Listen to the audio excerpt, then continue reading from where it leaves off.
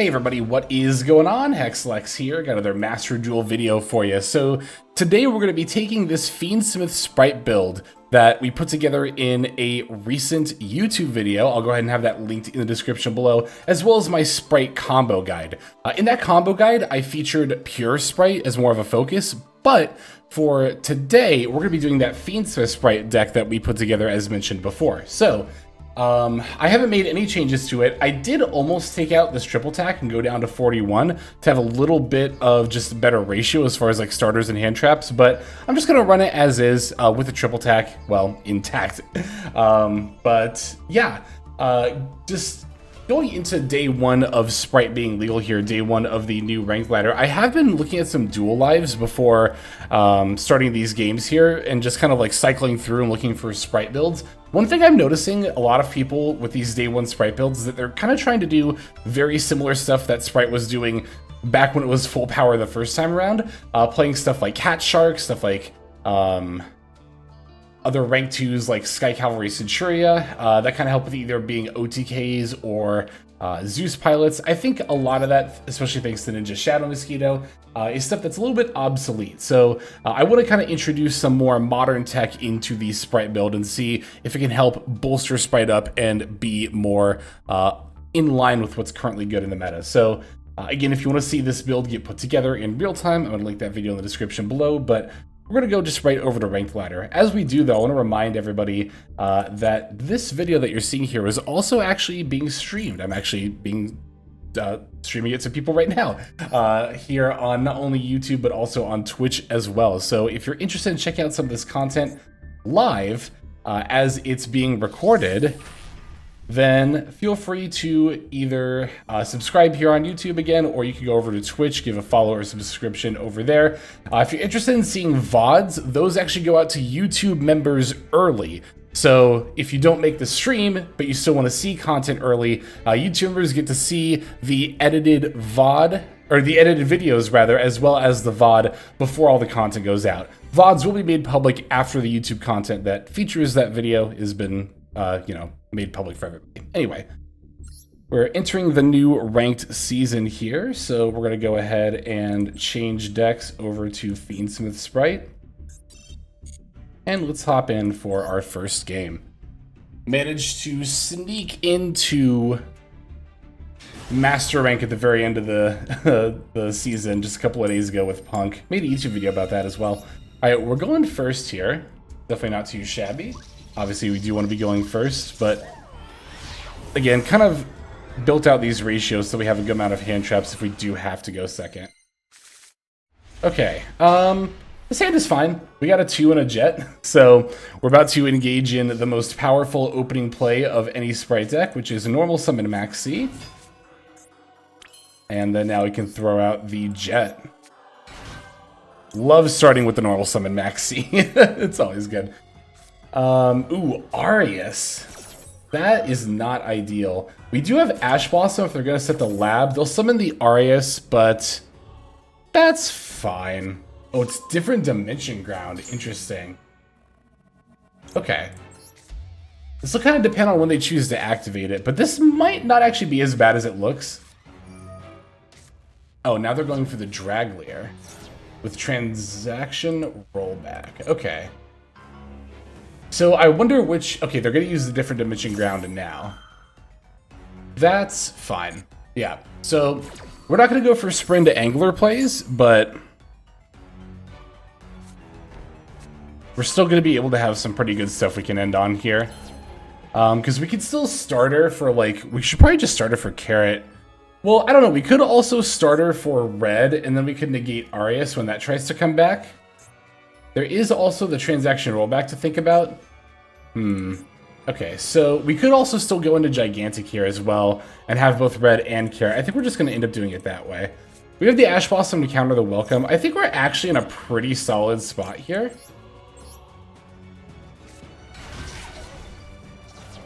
Alright. What if it really matters which one I go for first here? I think red would probably be better to have first.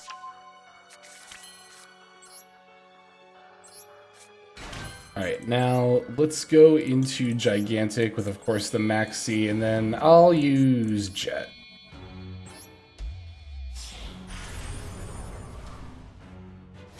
And then we'll use this to pull Carrot out of the deck. And let me think. Oh, you know what? We could even go into SP using, yes, Gigantic and Jet, and we can banish the face down Welcome. This is going to pan out really well for us, actually.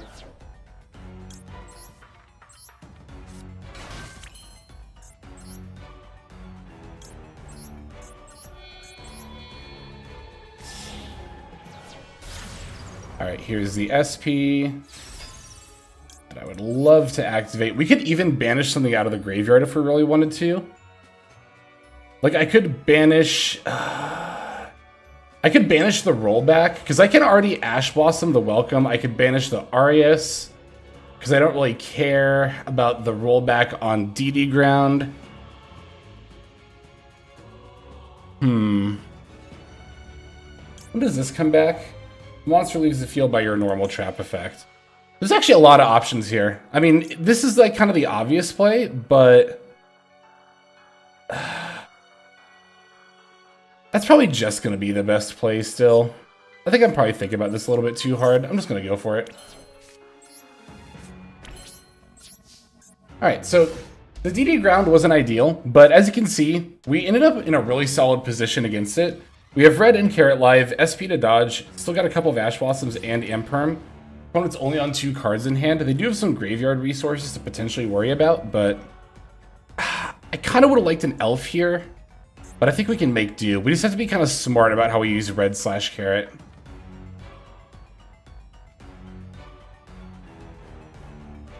Like, I'm not above sending Little Knight here.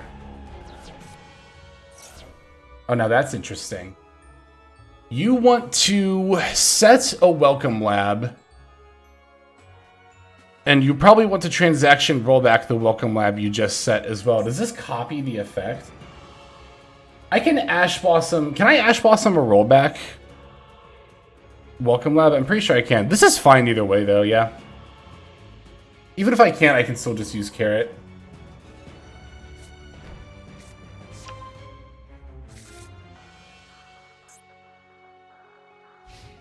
Okay, they're just going to pass here. This is still completely fine. Great top deck. Didn't even need this as a top deck, though. Normal Summon Ash Blossom would have been completely fine here as well.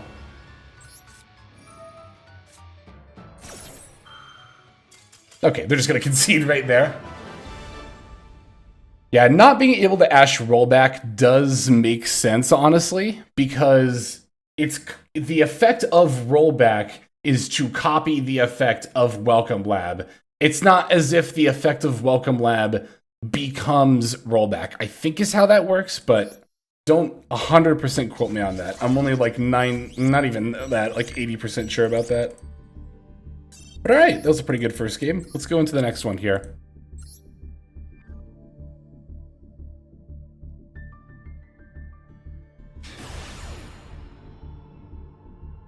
Alright, let's see if we're going first again, and we are. We love it. Love to see winning the coin flip. Of course, I would also like to get some going second gameplay in, but I'm sure we'll get that at some point. That's not exactly something you have to ask for, is losing the coin flip. It'll just happen to you. Yeah, our opponent's on 60 cards, which kind of makes me think they're on Branded. It's also Sanctifier Sleeves. This hand is interesting. By interesting, I mean good. Let's start with Fiendsmith stuff. Yes. I like starting with Fiendsmith stuff when I have other starters because it's not only good bait, but also doesn't 100% give away what you're on right away, which could cause your opponent to, like, use a hand trap at an inopportune... Inopportune? I actually don't know which word you would use there. Or which one is the right word. At a not good moment.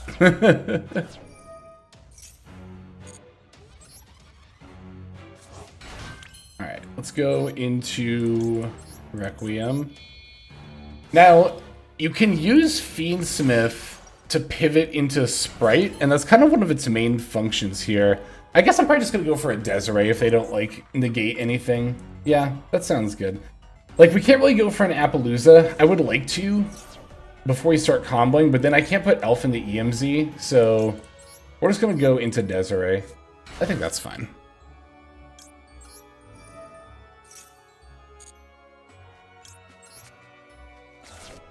Alright, let's go for the Engraver. Bring back Lurie. It would be nice to have some Nibiru counterplay. Unfortunately, don't really have room for Caesar in an extra deck like this. But that is something I considered. Because Nibiru is definitely very scary. We'll show the build again after these duels. I showed it a little bit at the start of the video, didn't I? I think so.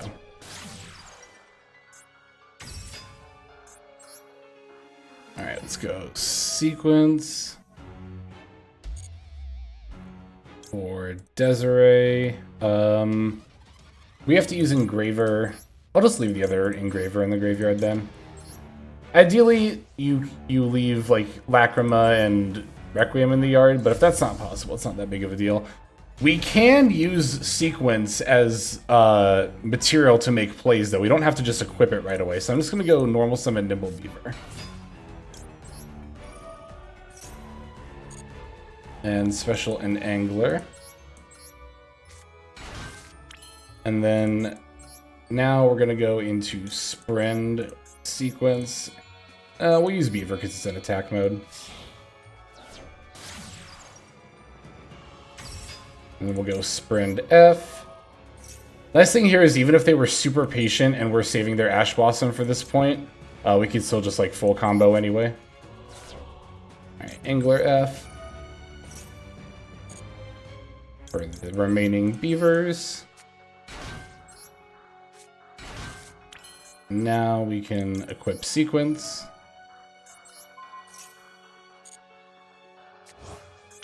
Alright, we have starters, so we could even summon Swap Frog off this Gigantic. We don't need to go into... what's it called? Spright Blue off of this, which is nice. Get some extra bodies. God, we're gonna end on, like, everything here. Assuming they don't, like, screw us up, but... I think we are officially out of Nibiru range now, so...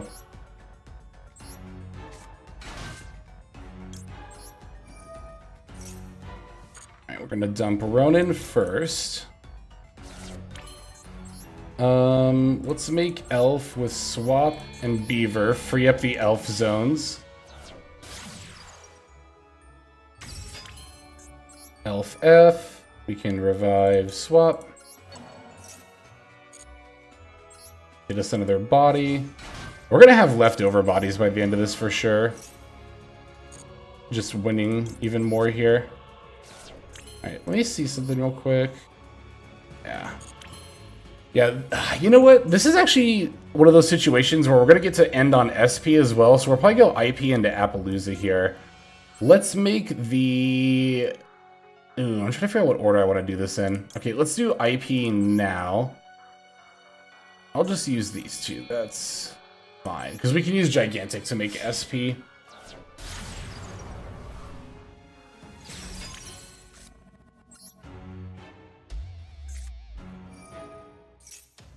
I'll get a monster. Well, no, I should probably get a spell trap negate here. Off this blue. Because we already have... If we're going to go into an Appaloosa, right? Like, might as well get Carrot here. Yeah.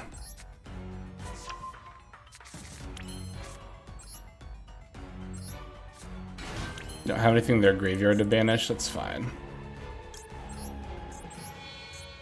But this is why it's important to have a second IP target that's not Little Knight. It's because sometimes you just end up with so many bodies that you just, like, can make Little Knight anyway. And I think it's worth... Like, we didn't even use any of the Swap Frog summons, or the Ronin summons, rather. I think it's worth using one here to get an extra material for this Appaloosa, or to have something to send for Carrot that's not, like, one of our good cards. And I like setting Gamma Burst for good measure. If they try to go, like, battle into IP... or, like, battle over Elf or something.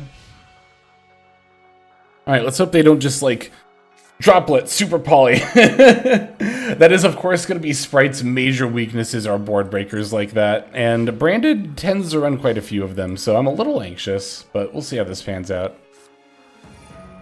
He's starting off with fusion deployment.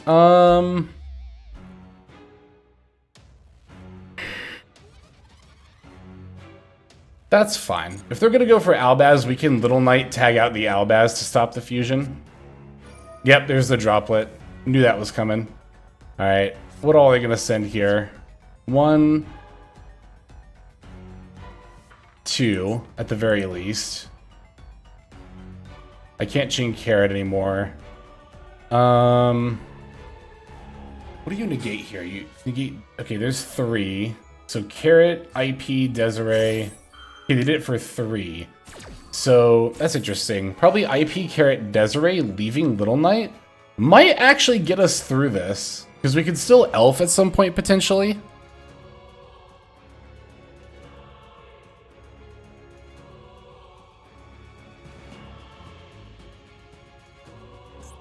Okay, they picked Desiree. They're still picking 2 more targets, I believe.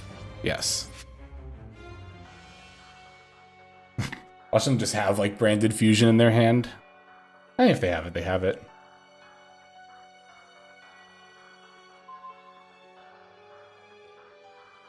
What else did they pick just there? Little Knight. Okay, so Carrot stays.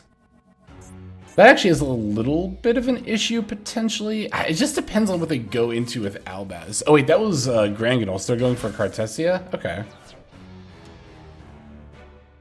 Interesting.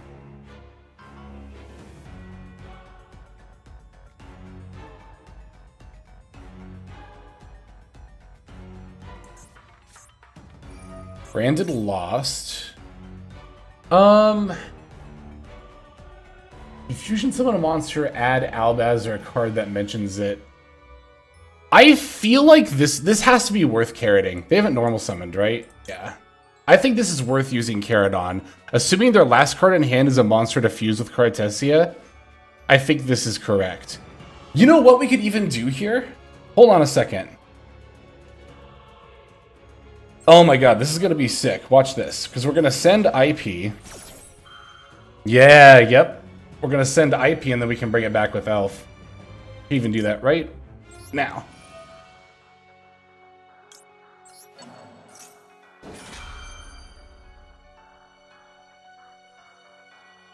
Beautiful.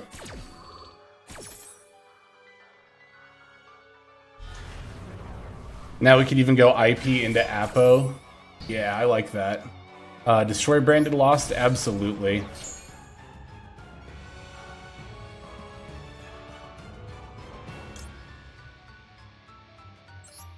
We could even send Sequence, and that would force them to send a card on their field. Okay, so it could even be a format Appaloosa with IP. SP is negated, so we could use that, and then just Ronin Desiree. Let's do it like that. We're gonna go no. No. We did already use Carrot. This is fine, because SP's in attack mode. Untargetable Appaloosa. Desiree F. Does Desiree target? It does, but that's fine. This forces the Cartesia, which we can then negate. I'm sorry, Droplet who? Droplet who?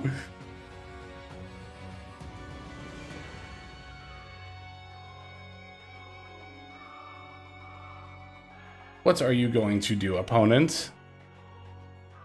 Yeah, you're gonna concede. That's right. Ooh, that was good. That was spicy. That was good.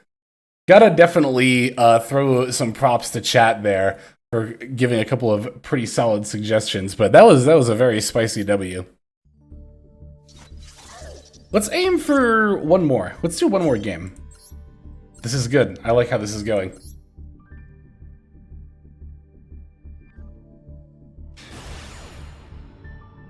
Dog. We're playing against a Dog.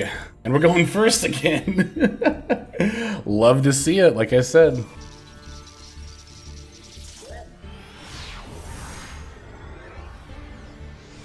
Alright, let's see what this one looks like. That's certainly a hand. It's pretty easy. We're just going to start with normal summon blue because we have 2 of them here. And then, of course, Carrot is going to be our first special summon. And I really hope they don't throw out a Max C here. Alright, okay. Darn. Alright, anyway. There's Carrot. Let's get red while we're at it. Alright. I imagine there's a shot they just concede here. Let's see if that happens. I don't actually want to summon Jet just yet because I don't want to load up my board. Let's make Sprint first.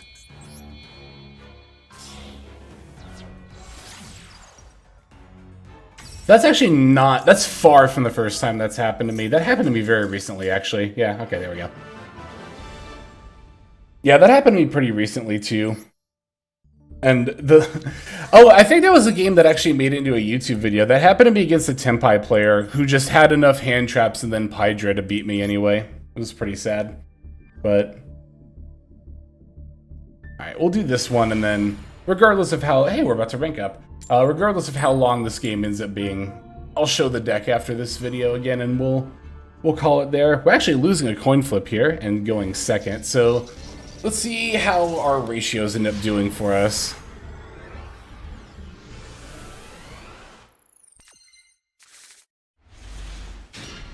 Very nice. We open 2 hand traps, starter, a couple of extenders, exact kind of hand that we want to see why we have our ratios set up the way that we do.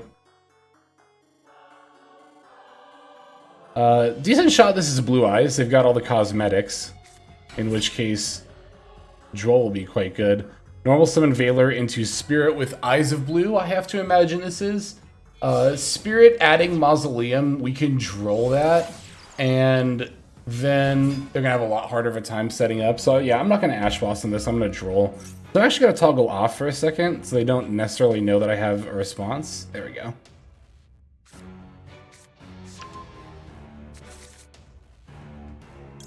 Droll you.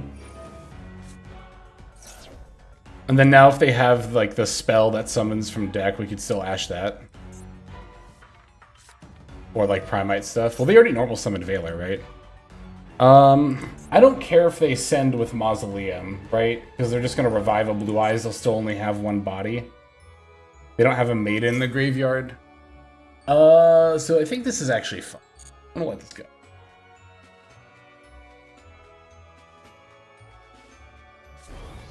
Okay, there's Blue Eyes. Yep, summoning Blue Eyes, that's fine. They've already normal summoned. I guess they could have an extra normal summon for the Mausoleum. But ashing the Blue Eyes wouldn't have... It would have stopped them from going into Spirit. I maybe should have done that. I hadn't really considered that. If they go normal summon Sage here... Okay, they're just going into Blue Eyes. That's fine. Yeah, I think we actually should have ashed that for if they had normal summon level 1 tuner.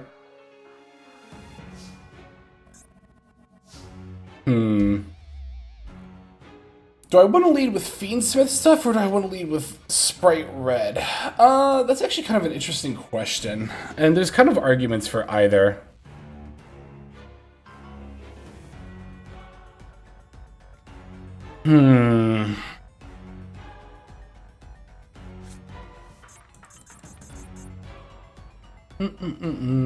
Let's see. If I go red... That's mostly punished by Sea and Fulos, which we can Ash. If I go Tracked, that is potentially punished by... Droll. If I Tracked and then add Lurie and then get hit with Droll, that's actually not too bad if I can't add off these. So I think it is actually fine to activate Tracked first. Because if I get hit with Droll off Blue or Jet, then I can't use Fiendsmith stuff at all. But if I get hit with Droll off this Fiendsmith Tract, I can still do Fiendsmith stuff and then still do Spright stuff afterward. And yeah, like I said, the main thing that red normal summon was going to get punished by was Sea or Fuolo, so we just have Ash Blossom anyway, so yeah, this is fine.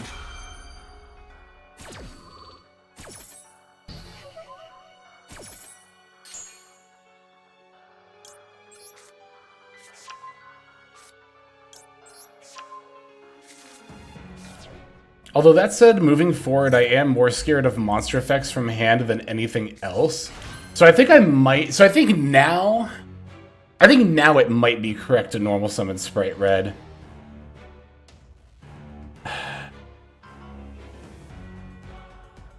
Nah, I'll just keep doing Fiendsmith stuff. I think I'm thinking too hard about it.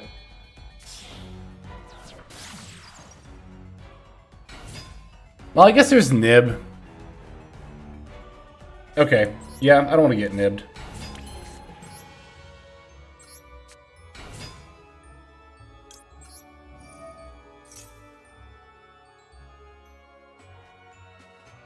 They have Ash Blossom? Okay. They don't have anything. They got nothing! They got nothing! Immediately ranking up with Fiendsmith Spright. In like 20 minutes? Or however long that was. That was awesome. That was a good little span of 4 games there. So we'll give you another peek at the deck here. Yeah, I have a lot of faith in this list. Like I mentioned before, I can actually see just going down on the triple tack, just cutting that entirely. Going down to 41 cards, still having 12 hand traps, still having all the starters. Extra deck, I think, could still potentially use a little bit of work. Someone was talking earlier about second Gigantic. I do really like 2 Gigantic. I think it's pretty important for grind games. If you go first and they wipe your board, being able to go another Gigantic at 3,200 into blue, into Jet for Gamma Burst, into OTK is, I think, a very important option to have. So I have thought about it, don't get me wrong, and I think there are a lot of worlds where you can get away with 1 Gigantic, but I think having 2 is still quite important. I think you can get away with this, cutting the second Elf before the second Gigantic more than anything. I think there's a lot of time where 1 Elf is... I don't know, there are times where, like, yeah, you go Elf to bring back a 2 and then go into the Gigantic that way, and that's how you build your board back up. But if I was going to cut second Elf or second Gigantic, I'd probably experiment taking out the second Elf first. That said, I think second Elf and Gigantic are both still pretty important. But yeah, I think overall I'm pretty satisfied with this list, and that's gonna wrap up this YouTube video for now. So to those who are watching on YouTube, I will definitely be seeing you in the next one. Hey everybody, Hexlex here. Thank you so very much for watching all the way to the very end of the video, which, by the way, is one of the best ways to support the channel. Speaking of supporting the channel, take a look at the names on screen. These are folks who have been so generous as to either join as a YouTube member or subscribe over on patreon.com/Hexlex to support. There's also perks for doing so. If you would like to see YouTube videos early, as well as some exclusive videos that get uploaded to YouTube, but for one reason or another I decide not to publish, definitely go ahead and hit that join button to see content early, as well as some exclusive content. If you're looking for more exclusive content, over on patreon.com, I upload exclusive videos that are not posted on YouTube just about every single day. Whether you choose to subscribe over on Patreon, join as a YouTube member, or simply continue to watch, your support is greatly appreciated. Thank you so very much. But for now, this is Hexlex. I am signing out, and I hope that you have a fantastic day.